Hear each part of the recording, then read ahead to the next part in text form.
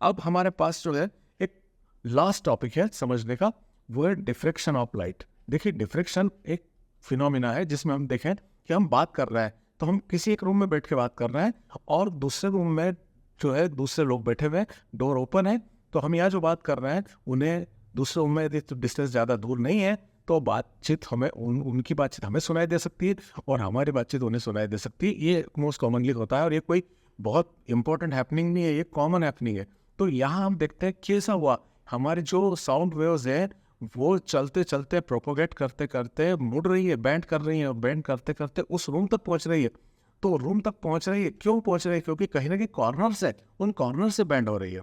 तो ये फिनोमिना जो बन जाता है ये कहलाता है डिफ्रेक्शन ऑफ साउंड वेव्स। तो इसी प्रकार लाइट वेव्स भी क्या करती है? डिफ्रेक्शन करती है। वो लाइट वेव्स डिफ्रेक्शन कैसे करती है इसका एक सिंपल एग्जांपल आपको देता हूँ। मान लीजिए हमारे दो कमरे एक के साथ एक है जिनमें एक डोर कॉमन है, ऐसा हम इमेजिन करें, और हमने एक कमरे में रात के समय एक ही कमरे में एक लाइट लगाया। वो जैसे सोर्स ऑन हुआ उस कमरे में तो लाइट है बेहतर, दूसरे कमरे का लाइट हमने नहीं लगाया, लेकिन थोड़ी देर बाद हम देखते हैं कि थोड़ा सा लाइट दूसरे कमरे की ओर भी चला जाता है। तो ये क्या हुआ? लाइट तो हमने इस ओर लगाया था, लेकिन लाइट वेव भी स्ट्रेट लाइन में प्रोपोगेट करती है, लेकिन प्रोपोगेट करने के साथ साथ उन्होंने भी क्या किया, उन्होंने भी अपने जो ट्रैक को चेंज करते हुए वो बेंड हुई और दूसरे रूम की हो गई, क्योंकि डोर्स पे कॉर्नर्स होते हैं या कोई एपेक जो है ऑब्स्टेकल बीच में होगा उससे टर्न होकर चली गई होगी। तो ऐसे रीजन के कारण लाइट थोड़ा सा उधर एंटर होता है, तो ये जो कहलाता है डिफ्रेक्शन ऑफ लाइट कहलाता है। तो डिफ्रेक्शन ऑफ लाइट हमको ये ध्यान रखना है और हम इसको पढ़ेंगे डिटेल में, इसको एक छोटे से एक्सपेरिमेंट से समझने की भी कोशिश करेंगे। तो यहाँ वो जो बात है मैंने आपसे अभी रूबरू की है और उन्हीं को यहाँ पर अपन समझने की कोशिश करेंगे फिर से कि वो क्या होता है diffraction. We know that the man sitting inside a room, हम जानते हैं कि कोई व्यक्ति इनसाइड रूम के अंदर है, can easily hear sound of outside, outside के साउंड को आराम से सुन सकता है। The reason behind it that if only obstacles come in the path of sound waves they get bend of the obstacles, कि ये बैंड हो जाती है, साउंड वेव के रास्ते में कोई ऑब्स्टिकल आ गया वो बैंड कर जाती है और उसी के डायरेक्शन में बैंड करके आगे बढ़ जाती है। The bending of the waves around the corners is called diffraction. तो बेंडिंग ऑफ द वेव्स कहाँ से? अराउंड द कॉर्नर्स, कॉर्नर्स के पास से बैंड होना, इसको डिफ्रेक्शन कहते हैं। इसलिए जब लाइट ट्रेवल कर रहा है और शार्प एक ऑब्जेक्ट, शार्प एज ऑब्जेक्ट उसके रास्ते में आ जाता है तो वहां से वो बैंड होकर चलने लगता है। जैसे ब्लेड है, शार्प एज ऑब्जेक्ट है, तो उसके सामने यदि लाइट के सामने उसको हम रखेंगे तो वहां उस कॉर्नर शार्प एज है, वहां से वो बैंड करना शुरू करेगा। तो ये कहलाता है diffraction of light. The bending of the waves around the corners is called diffraction. Light waves also shows phenomena of diffraction, और light waves भी ऐसे phenomena को show करती है। When epic obstacle is placed in path of light, जब हम एक epic obstacles, epic मतलब क्या? जिसके पार दिखता हो, थोड़ा सा आर पार दिखता हो, भले धुंधला दिखता हो लेकिन आर पार दिखता हो, उसको हम कहते हैं epic obstacle को हम रखते हैं रास्ते में, लाइट के रास्ते में। Then its clear image form at the screen, तो उसकी क्लियर इमेज स्क्रीन पे बन जाती है। Shows that the light propagates in straight line, जिससे हमें पता लगता है कि लाइट प्रोपोगेट कर रहा है स्ट्रेट लाइन में। ये तो बिल्कुल सच बात है, ये तो पहले भी हमने पढ़ लिया है। It seems that it does not bend of the edges, और इससे पता लगता है कि लाइट जो है एजेस से बेंड तो नहीं कर रहा है।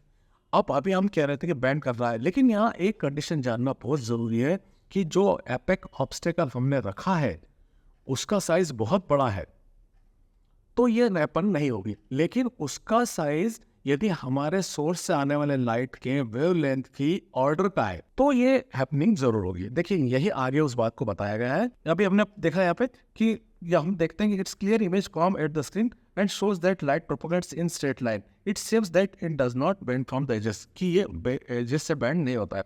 But if the size of obstacle is of the order of wavelength of light 10⁻⁶ metre, मैंने अभी आपको बताया भी था कि लाइट की जनरल वेवलेंथ मानी जाती है 10⁻⁶ मीटर। यदि इस ऑर्डर का कोई ऑब्स्टेकल है और वो रास्ते में आ रहा है, प्रोपोगेट करते हुए लाइट के रास्ते में आ रहा है, तो ऑब्वियसली लाइट वहां से बैंड कर जाएगा और टर्न होकर चलने लगेगा।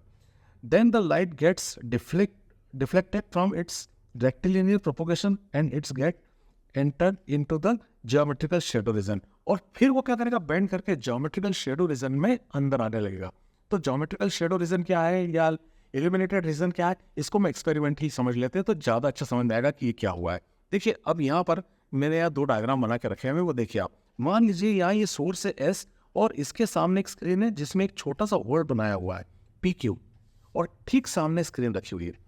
अब एक सिंपल सी बात है, मैं यदि एस को एलिमिनेट करता हूँ तो यहाँ से लाइट वेव्स चलती हैं, तो वो देखिए इस पर्दे के इस पार्ट को जिसको हम ए बी कह रहे हैं इसको एलिमिनेट कर देती है। तो इसको एलिमिनेट कर देती है, तो एलिमिनेट करने के बाद जो जोन AX है और BY है, यहाँ पर तो लाइट नहीं आएगा क्योंकि लाइट देखिए होल में से आ रहा है, इसमें से होता हुआ आ रहा है। तो नो डाउट इसमें इस बार AX और BY में तो लाइट नहीं होगा। तो जिस पार्ट में लाइट नहीं है उसको हम कहते हैं ज्योमेट्रिकल शेडो, और जहाँ लाइट है उसको इल्यूमिनेटेड जोन कहते हैं। तो इल्यूमिनेटेड जोन कौन सा हुआ? AB, और यहाँ पे ज्योमेट्रिकल शेडो में ये हमारा जिसमें लाइट नहीं है। लेकिन हम क्या देखते हैं कि यदि इस PQ का साइज हमारे आने वाले लाइट के वेवलेंथ के साइज के इक्वल है, उसी ऑर्डर का है, तो फिर क्या होगा? ये जो लाइट चल रहा है ये ज्योमेट्रिकल शेडो में आने लगेगा, और ये बेंड होके आना ही इसका डिफ्रेक्शन ऑफ लाइट कहलाता है। फिर एक बार आप मैं समझाना चाहता हूँ आपको, देख लें इसको। मान लीजिए एक कोई सोर्स S है, उसके सामने हमने एक छोटा सा होल किया हुआ है, एक ऐसी स्क्रीन रखी है जिसमें एक छोटा होल है PQ, नैरो होल है वो, और वहां से लाइट आ रहा है, सामने लगा हुआ है एक स्क्रीन जिसपे हम इस एक्सपेरिमेंट को प्रैक्टिकली देख रहे हैं। तो यहाँ से जब लाइट आ रहा है तो इसका AB पार्ट क्या होगा?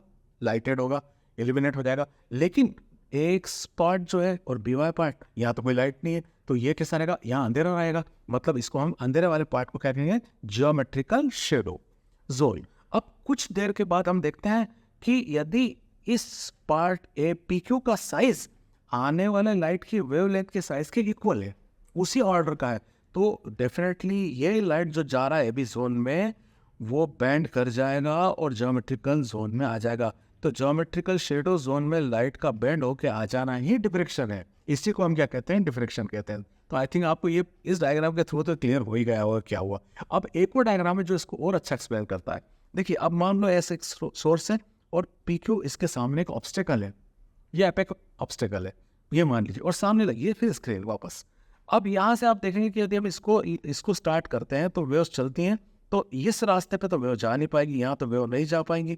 तो वेव किधर जा रही है? इधर जा रही है और इधर जा रही है। ऑब्वियसली इधर जा रही है तो A पार्ट पे लाइट दिखेगा और B' पर लाइट दिखेगा। लेकिन ये A' पार्ट वो ज्योमेट्रिकल शेडो जोन हो जाएगा, क्योंकि वहाँ पर तो डार्क है, वहाँ लाइट नहीं आएगी क्योंकि बीच में ऑब्स्टेकल रखा हुआ है।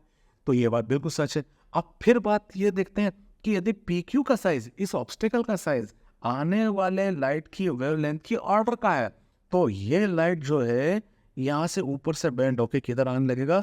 नीचे की ओर आने लगेगा। मतलब यहाँ से नीचे आएगा और इधर से ऊपर जाएगा, और किस जोन में आ जाएगा?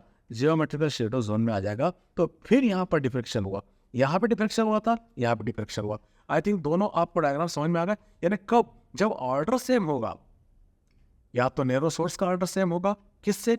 लाइट वेव की वेवलेंथ से सेम करेगा, रिजेंबल कर जाएगा, या फिर जो एपिक आपका ऑब्स्टेकल है उसके साथ रिसेंबल कर जाएगा, उसके वेवलेंथ और उसके दोनों के ऑर्डर सेम हो जाएंगे, तो बिल्कुल डिफ्रेक्शन ऑफ लाइट होगा। तो यहाँ ये सारी बातें बोलकर समझाई गई है, मैंने समझाई आपको। लेकिन आप इसको लिखित रूप में भी देख लेते हैं, लिखा हुआ है वही पॉइंट सारे यहाँ पे लिख के बताए हैं।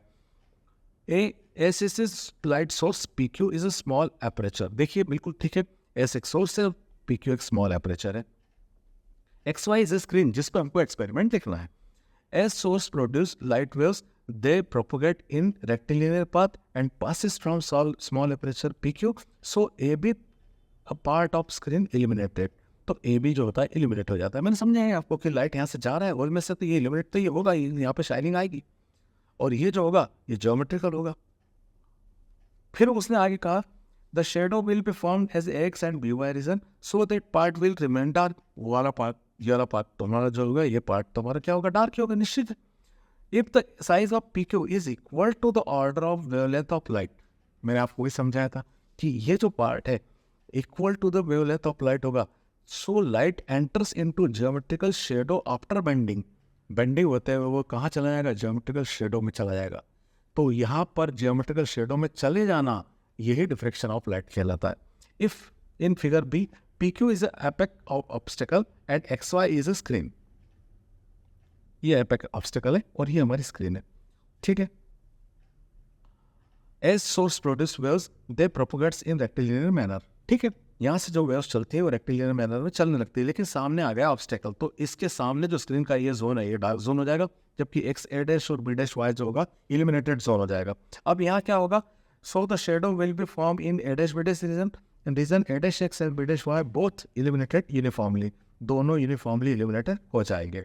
लेकिन क्या है, but if size of obstacle is of the order of wavelength of light, यदि ऑब्स्टेकल का साइज वो लाइट वेव के वेवलेंथ के ऑर्डर का है, तो डेफिनेटली लाइट एंटर करेगा कहाँ से, ए डैश बी डैश पर, कहाँ से, एक्स ए डैश से और बी वाई डैश से अंदर एंटर करेगा, कहाँ पे, ज्योमेट्रिकल शेडो में।